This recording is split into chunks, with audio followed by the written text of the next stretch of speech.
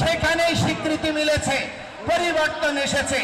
কিন্তু আজকে 3 মাস হয়ে যাচ্ছে, দৃশ্যমান কোনো অগ্রগতি তো নাই, বরঞ্চ প্রতিটি জায়গায় হিন্দু বাড়ি ঘরে এখনো লুটপাট, অগ্নিসংযোগ চলছে, এখনো চাঁদাবাজি চলছে, এখনো চাকরির ছুটি চলছে। আপনার রংপুরে গত 1 সপ্তাহের মধ্যে ওরা চাকরির ছুটি হয়েছে প্রশাসনের উপস্থিতিতেই। অতিশয় দুর্ভাগ্যের বিষয়, এই অবস্থা অপরিবর্তিতভাবে চলতে আছে। তার কারণটা কি?